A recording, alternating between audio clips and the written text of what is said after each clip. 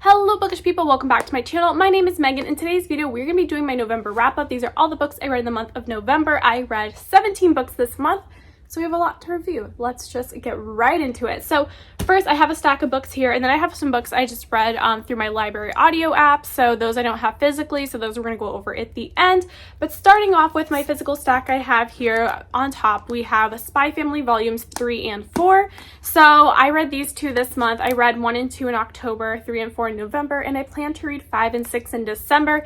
I mean, these books like breeze by. You could read each one in like 30 minutes to an hour, so it's kind of like I could realistically binge all of them, but I want to spread it out because I'm really enjoying this series. Plus I'm watching it in tandem with the anime and it's just so good. I'm just obsessed with it. So if you don't know what Spy Family is, it is a manga series, which I'm not someone who's really into manga. This is actually the very first manga series I've ever read, so that's why I say it's probably like a good beginner manga, because someone like me is like really invested and into it, even though I never really had interest in this type of reading before. And you're following the Forger family, so you have Lloyd, who is a spy, and for his mission he has to get close to this target, but the target is very reclusive and he only comes out at his son's private school, which is very exclusive and hard to get into. So in order for him to get close to the target, he has to go to the school. Well, in order to do that, he needs a kid. So then he goes to a orphanage and he adopts Anya, who is a telepath, but he doesn't know that she's a telepath. And then he needs a wife to complete his picture perfect family, and he meets Yor, who is secretly an assassin, which he does not know. So it's basically about this family. Everyone has their secrets and it's just a lot of fun, and I'm really enjoying the whole story and the whole trilogy, I mean the whole series. And then we have Bond, who we get introduced to in volume 4, who I love. Bond, he is so cute, and I'm super excited to continue the series now that we have the dog introduced into the storyline, because I feel like it's just gonna make the manga series even better. So I highly recommend these. I rated both of them 5 stars. The next book I read this month is The Holiday Swap by Maggie Knox. This kind of kicks off our little holiday pile right here. So yes, I read The Holiday Swap. So in this book, you're following twin sisters, Cass and Charlie. Charlie is a judge on a reality TV baking show, and Cass runs their small town family bakery back home. And this takes place in California, I should say. So Charlie's like in LA, and then Cass is in a small town in California. Anyway, so Charlie in the very first chapter gets a concussion and she loses her sense of taste and smell, so she switches places with her sister Cass, and so she can keep on being a judge on this reality show, because it's very important for her career to be a judge on this show. And she goes home to run the her family's small town bakery, and while they're living each other's lives, they fall in love with guys in those cities. And that's kind of what the book's about. I thought it was a really cute book. I had a good time reading it. I rated it 3.5 stars, I believe. Either a 3-star or a 3.5 star. I kind of think 3.5. I really enjoyed this book, but the book is only like 330 pages. For a romance that follows 2 people. So it's like, it's like 2 novellas essentially, right? Because you're following 2 different women's storylines. I just don't think we had enough time to really delve into the story. I mean, if you're to split the story in half, that's like what, like 160 pages each to like develop a whole love story, and I didn't see it. I really loved their relationship with each other. I loved the characters, but I just felt like it was very surface level because it wasn't long enough to really follow 2 separate people's storylines and really get invested in each of the romances. So I would say it's very surface level, but overall I still enjoyed it, and I would still recommend it because it's like a really fun holiday read, especially because it has all my favorite things like small town bakery, but then we also have like the reality show side to it, and then Christmas time. There's a firefighter in here, a doctor, so come on, like, it has so many cute elements to it, but again, it's just very surface level, so 3.5 stars. I would recommend it for just like a lighthearted, fun holiday read. The next book is In A Holidaze by Christina Lauren. So in this book, you are following Andrew and May. So May goes on vacation with like a couple families every year. I think it's like 3 families that get together and they go to a house. I don't know, is it a lake house? Is it a ranch house? I don't remember. It was just like some vacation house that all these families go to. They're all family friends. And May has been in love with one of her family friends for forever, and that is Andrew. And during this holidays, she ends up making out with Andrew's brother. And she's like, oh my God, I totally ruined all my chances of being with Andrew. So they're going back to the airport. This is all like in the first 2 chapters. So her and her family are going back to the airport. They're hit by a car. Their car is hit by another car. And then she wakes up and she's on the plane. And it's like December 20th. And she's like, wait, what happened? What happened? Why am I back in the past? So basically this lady is living like a Groundhog's Day timeline around the holiday times. And it's just about her trying to figure out how she can get her timeline back on track. And she thinks to do that, she needs to find her love, which is Andrew. And, you know, it's just kind of like about them developing their relationship and her kind of having this like newfound confidence, knowing that every day starts over. So people don't necessarily like remember, obviously, like her actions. So she's a lot more bold and just kind of, you know, just she's a lot more bold and she puts what she wants out there. And I thought this was overall, it was a good book. I think I rated it at 3.5 stars. I really enjoyed it. I wouldn't say I absolutely loved it. I would definitely say there are some boring parts to the book. Like I definitely felt like there were some lulls or part that I wasn't 100% like interested in the book.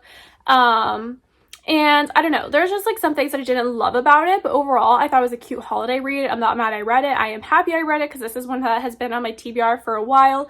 It came out in 2020 and I feel like it's one of those ones I saw so many people read, so I'm glad to have finally read it, know what the hype is about, be in on it with everyone else, and you know what, it was a 3.5 star, enjoyable, but you know, that's it. It's my first Christina Lauren book. So, you know, I have hopes because I feel like usually authors' holiday books are not their strongest books. So I have hope for her other books. But yeah, that one was a 3.5 stars. Oh, and the next book in my stack is Winter Stroll by Elin Hilderbrand, but we're actually going to talk about the first book in this series first because I read that using my library's audiobook app, Libby. I read Winter Street, also by Elin Hilderbrand. This is a quartet, so Winter Street is the first book in the series. This is the second. Then there's Winter Storms, which is the third, and Winter Solace, which is the fourth, both of which I'm hoping to read in December.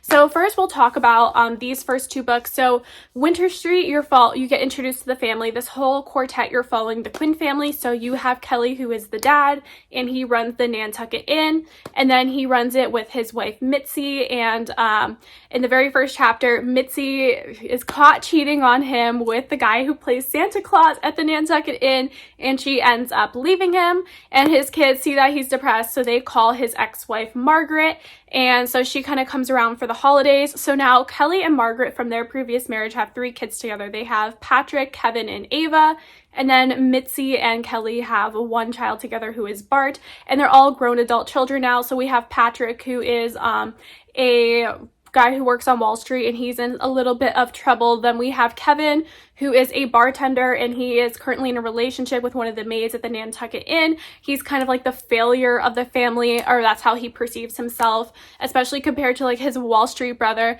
Then we have Ava, who is a school teacher, and she is having relationship problems. And then we have Bart, who is a Marine who just got stationed in Afghanistan. And Margaret, the ex-wife, she is a news anchor, but like super famous news anchor. Like she is the face of like CNN or ABC News. Like they don't use like specific, you know, like news names or whatever, but she is like, you know, like up there. She's like one of the top, and she's famous and this and that. And honestly, I really enjoy their family. I love the family drama. Winter Street I thought was a really good book. I rated it 4.5 stars. And the reason why is these books are not that big, especially to some of other Elin Hilderbrand's books. These are relatively short. Like I think this one is, how many pages is this? I don't even think it's 300 pages. This book here, this book is like 250 pages. I assume the first book is around the same length because it was a 7-hour audiobook, so it wasn't very long. So I rated the first one 4.5 stars because I really enjoyed all the family drama, but we were just getting to know the characters and just getting introduced to them, so I felt like I didn't fully like love them by the time the book was over. You know, it was like kind of like over, and I was like, okay, that's it. Like it was kind of an open ending, And when I read this book, though, I really enjoyed it because I already knew the characters. There was no like getting to know the characters phase. Like you just jump right back into the drama, and I really enjoyed it. So this one I actually rated a 5 stars. So yeah, 4.5 star, 5 stars. It's already starting off to really good. It's already starting off really well. This is the first one that I actually physically read because there was like an 8-week wait for the audiobook, and I was like, oh hell no, oh hell no, I need to know what happens to the Quinn family right now. I really highly recommend Elin Hilderbrand if you like family drama, and also just like, I don't know, I just like love family drama, but also like families coming together, and I just love that closeness. And yeah, I just think it's a really fun book, so I recommend. The next book we have is A Royal Holiday by Jasmine Guillory, and I rated this book 2 stars. So we have Vivian and Malcolm, and basically Maddie gets an assignment to go dress one of the royals in London. So she asks her mom if she wants to come with her for Christmas to go there, and they'll stay like in the royal palace, not the royal palace, but they stay in like one of the royal properties. And there Vivian meets Malcolm, who works for the Queen, and he gives her a tour of the property, and he's just kind of drawn to her, and then they kind of start like this flirtatious relationship, and it kind of goes from there. It's a romance novel, you know, they fall in love.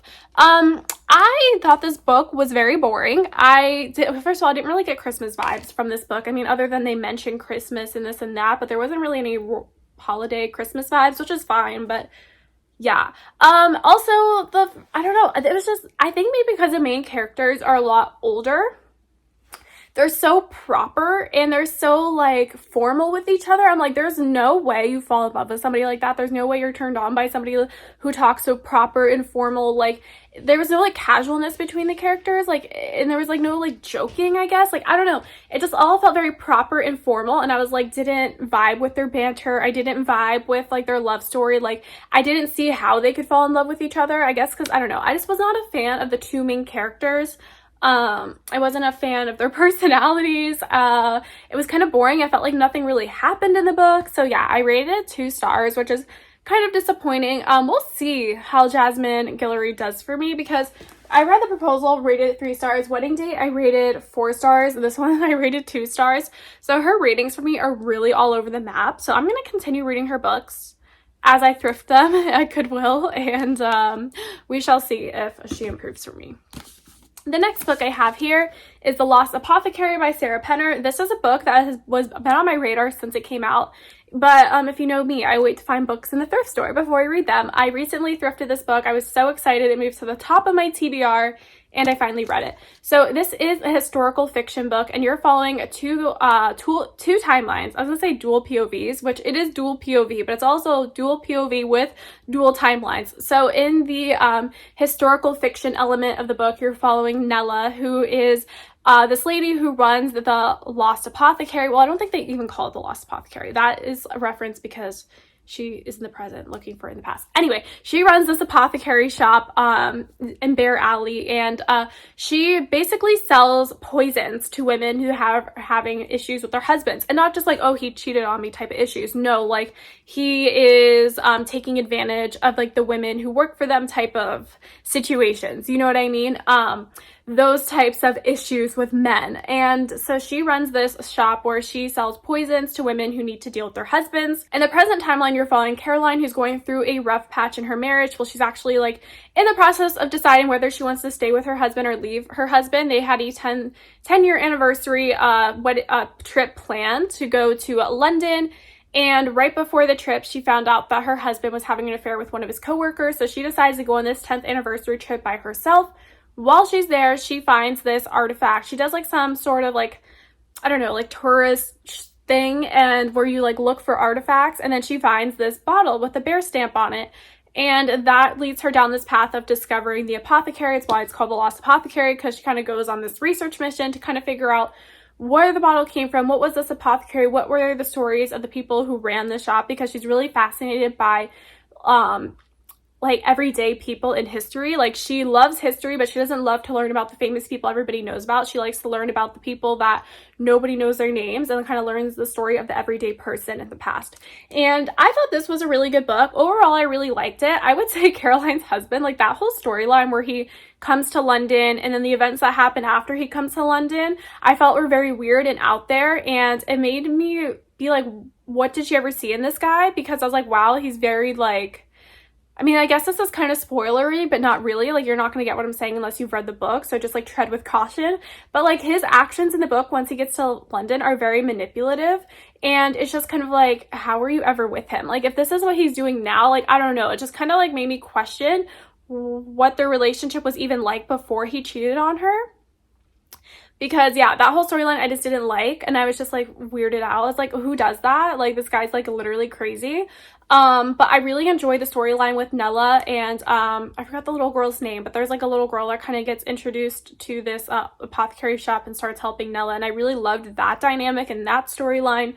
Overall, I liked Caroline's storyline, but I didn't really find her storyline to be as realistic as I did Nella's storyline, so definitely had its strong areas of the book, some weaker areas of the book, but overall I really enjoyed it, and I will definitely be reading Sarah Penner's new release, which is coming out in 2023. It's called It's called the London Seance Society, so I'm very excited for that to come out.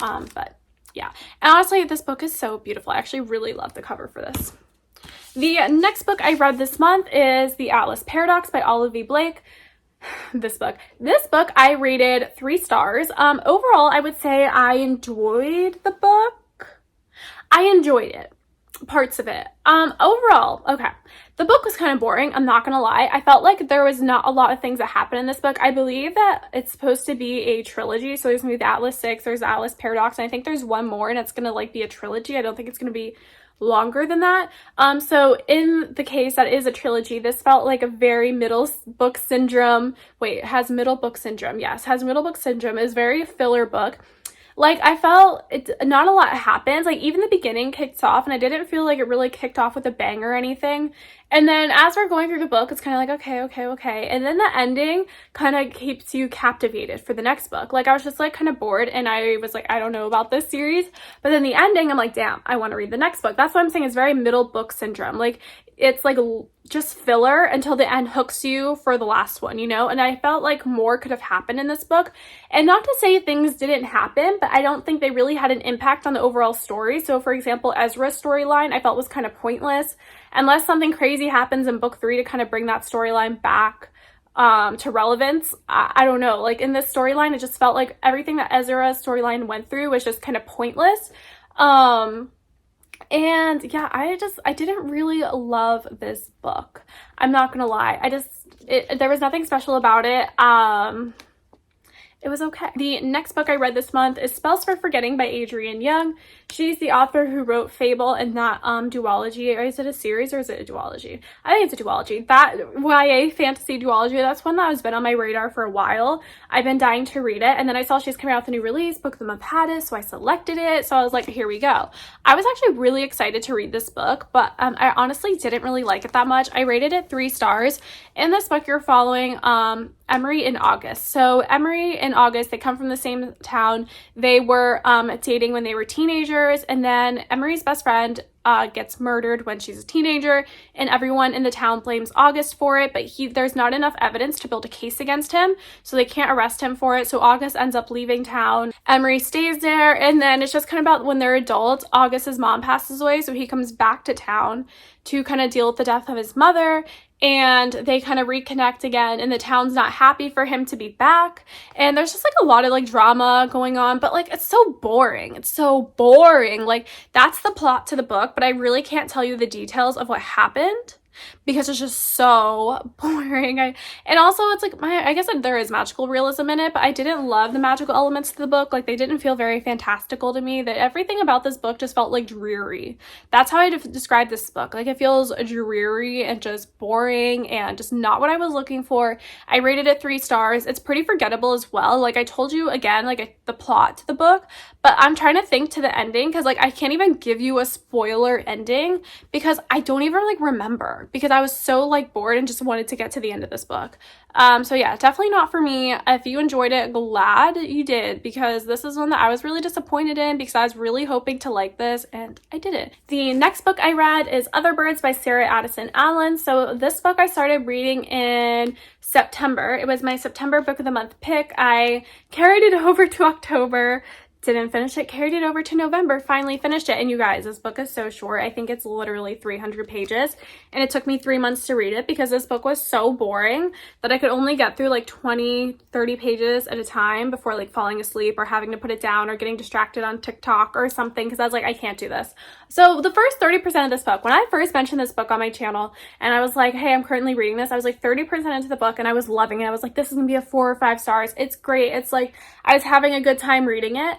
But then nothing changes in the book. Like the first, I'm okay with slow building up the characters in the first 30% of the book because it's like, okay, we're just getting to know everybody. But when that is literally the whole book, slow and boring, like I can't do it. I can't do it. Like nothing happens. You're following, it takes place on Mallow Island, which is in South Carolina, and you're following our main character, Zoe. I mean, you're following a bunch of different characters, but I feel like the focus is primarily on Zoe. And Zoe's mom recently passed away, and she had a condo at the Delawisp, which is a like a small condominium community, whatever. And she inherits her mom's condo, so she goes to move into her mom's condo because she kind of wants to feel close to her again, feel connected to her, and she's trying to hoping to find things in her mom's condo that kind of like, you know, just like past stuff. But then when she goes in there, it's just kind of like a hotel room, you know, like there's nothing personal in there, and she kind of is disappointed by it. But her first night there, one of the other owners of the condos ends up dying, and she was a hoarder and she had all this stuff in there. So the person who runs the whole condo building asks Zoe, or hires her, to clean out this lady's apartment and find this story, because this lady was friends with a famous author and she told them, I have a story hidden in my house for you. So it's up to Zoe to go through all the paperwork in her house and try to find this hidden story. I mean, that plot actually sounds a lot more interesting than it is. It's super boring. You're following other characters that are in this condo community as well, and I can't think of any of their names. And it's sad. Again, stunning cover. I love the name of the book, Other Birds. Look at this beautiful cover. The Barnes & Noble exclusive edition is stunning as well. If I loved this book, I was definitely planning on buying it because I was like, wow, beautiful. But it was so boring. It was so, nothing happens. It was boring. I felt pointless. I was not a fan of this book. I think I rated it 3 stars. I'm always like, oh, this is boring. I didn't like it. And I'm like, oh, but it was a 3-star book. I don't know. No, don't know how to feel. And then the last 3 books that I have physically, and then we're going to go over the ones that I don't have physically. I just listened to them on audio. But the last 3 books I read, which actually are the ones that kicked off my month, are Chloe Gong. So we have These Violent Delights, Our Violent Ends, and Foul Lady Fortune. So first we're going to talk about this duology, These Violent Delights and Our Violent Ends. So I really enjoyed these books. I didn't have them physically when I read them. I just read them using audiobooks. Mainly what happened was I went to go start this book. I got like 5% into the audiobook, so not very far, like 30 minutes in. And I was like, wait. And then I was like, I need to Google some things. So I Googled if I should read the duology first. You do not need to read the duology in order to read this book. You can just pick this up and start here. But if you read this book, you will get spoilers from the duology. And this is a duology that has been on my TBR for a while. So I did not want to get spoiled through anything. So kind of kicked my butt into gear and I decided to read them. So yeah, I started with These Violent Delights, obviously the first book. And in this book, you're following Juliet and Roma, and they come from feuding families. Their families are both part of these gangs, and it takes place in 1920s Shanghai, China. And what's happening is all these people are dying by like ripping out their own throats. They're like scratching their throats and killing themselves. And so it's up to Juliet and Roma to kind of team up and figure out what's going on. But again, they're from like these families that don't just like are feuding with each other. They have a blood feud. They literally kill each other. And I really love this like book series a lot. I rated this one 4 stars. The reason I rated this 4 stars is because in the beginning of this book, we know that Juliet and Roma have a past relationship. And so like in this book, they're enemies, and it kind of goes back from, it's like, okay, we were lovers to enemies to lovers again, like, you know what I mean? But that first set of lovers, it's like kind of second chance romance in a way in here. It's like second chance romance, enemies to lovers in a fantasy setting, because the beginning of the romance, I think, would have made a huge impact on this book, because they don't like each other and they keep referencing this past relationship, and then we kind of see them kind of get together throughout the book. But I just felt like their relationship would have a stronger impact if we could see where the relationship began, because I felt like I didn't really get that from this book, because there wasn't really any flashbacks to the past. But overall, I really liked it. I love the political intrigue of these books as well. I think that it kind of does have a more complex political system for YA fantasy. And Our Violent Ends I really loved as well. And then the ending had me dead. Oh my god, the ending of this book was crazy. And I actually do have a reading vlog coming out for Foul Lady Fortune. I don't know if it's coming out before or after this video, but I did film a reading vlog for reading Foul Lady Fortune with all the spoilers in it. So I'm not going to go into like huge detail of my review of this book, because again, there's going to be a whole video on it. But I really enjoyed this as well. This one I actually rated 5 stars as opposed to the first two both being 4 stars. I really enjoyed this one. Here you're following Rosalind and Orion. Rosalind, we get introduced to her character in the duology. And honestly, even though people say you don't need to read the first 2 before this, I kind of think you do. I would say you should, at least, because there's like a lot of references in here that you don't necessarily understand. Or like, for example, the very, very ending of this book, which had me fucking dead on the floor, that, like, you're not going to understand it if you haven't read the first 2 books. But yeah, and this one you're following Rosalind and Orion. And when I first started this book, I was reading it physically and audiobook. So when I first started reading it physically, I wanted to call him Orin for some reason. But then when I listened to the audiobook, it was like Orion. And I was like, oh. But like, to me, that's not how you spell Orion. Wouldn't Orion just be like, oh, and then Ryan? I don't know. Don't listen to me. But anyway, so you're following Rosalind and Orion, who are spies. They're working for the same side, and they have to go undercover together as a married couple, so then they have to get married. And what I really love about this book, again, the political intrigue, but also because it deals with spies, you never know who to trust, and there's like so much like double crossing or double agents or this and that, and it kind of keeps you on your toes. It keeps you interested, but also, again, these books are very detailed. I will definitely probably be rereading this book before the next one comes out. Okay, now we're going to go over the books that I don't own physically, but I read either audio or on my Kindle. So first we're going to start with Blackmail Bibingka by Mia P. Manansala. So this book is the 3rd book in the Tita Rosie's Kitchen mystery series. That's just like a cozy mystery series following our main character Lila. And then in this book you're following Lila is trying to figure out, okay, in this book, Lila's cousin Ronnie comes back into town and he buys this winery. He's someone who has been struggling kind of his whole life, you know, going through hard times. Like, he hasn't been the best person, but now he's finally turned his life around. He has this winery, and his family's like, wow, he's on the up and up. But then there's a murder that happens and he is blamed for it. So it's about Lila kind of trying to investigate this murder and prove her cousin's innocence. And she also has just opened the Bruja Cafe with her best friend. She's starting a romance with the dentist. I think he's a dentist, right? Or is he a chiropractor? Is he a doctor? I don't know. He does something, and his name is Jay, and there's just a lot going on. I really enjoy this like series. I rated this book 4 stars. I feel like maybe I should rate it a little lower though. So in this series, okay, so the Tita Rosie's Kitchen mystery series, this is how I describe it. I have listened to all the 3 books in the series, and I listened to them through audio, and you know what? I really enjoy listening to them. I enjoy my time reading them. I enjoy listening to them, but after the fact, I cannot tell you much of the plot. I cannot tell you much of what happens. It's kind of like one of those books is like in one ear, out the other, and it's like that for all the books. Like, looking back on them, they're all so forgettable. Like, I can't really tell you what happened, but then when I started listening to this book, it's like, did I remember anything from Homicide and Hollow Hollow? Not really, but then when I started listening to the book, I felt like I was instantly brought back into the world and I kind of remembered everything, but looking back, I can't even really tell you what happened. So I don't know if that makes sense to anybody, but that's just kind of how I feel. Like, these books are fun to listen to, but they're also really forgettable. Like, they're like popcorn reads, you know what I mean? They're just like fun for the moment, but they're not going to make a huge impact on your life. But I still like listening to them and I like to enjoy them. So yeah, Blackmail Bibingka, I rated, we're going to change it. It's going to like 3.5 stars because it's so forgettable. I can't really rate it a 4-star, not be able to tell you anything about it.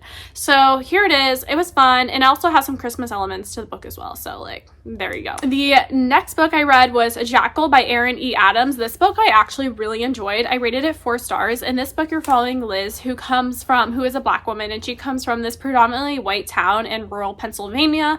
And this small town, though, is a dangerous place for Black women, especially Black young girls, if they go into the forest. Every year, a Black girl who goes into the forest goes missing.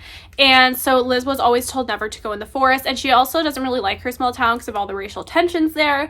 And so when she's an adult, she leaves. But the book kicks off with her returning back to her hometown because her best friend lives there, and her best friend, she never left, and she's getting married, and her best friend is getting married in the forest, in a house that is in the forest, exactly where Liz doesn't want to be.